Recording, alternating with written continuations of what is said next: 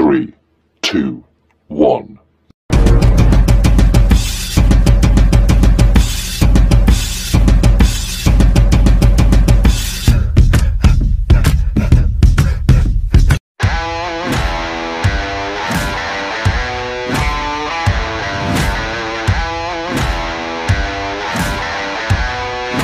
Are you ready?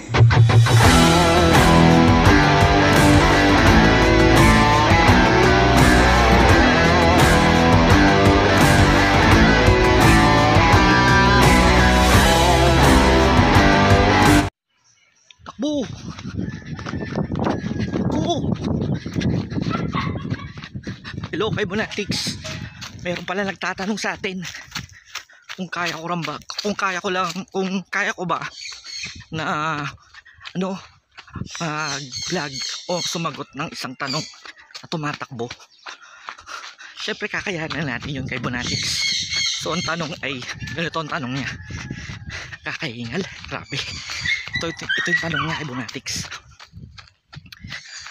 Pwede bang pagparisin yung abs 1 na African lovebirds sa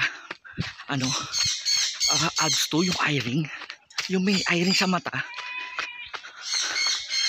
Ang sagot dyan mga kay Bonatics, hindi sila pwedeng pagparisin. Alam mo ba kung bakit? Kasi nga yung abs 2 ay eye-ring, magkaiba sila ng mutation. So siyempre kung magkaiba silang mutation, ang lalabas doon ay buknoy ang kalalabasan nun mga kay Bonatics. Kapag ka buknoy mga kay Bonatics, yun, hindi yun pwedeng i-breed. Magsasayin na kayo ng panahon doon kapag i-breed ninyo yung mga buknoy, kasi nga hindi nga sila nabibreed, mga baog sila. Pero pwede nyo silang gamitin na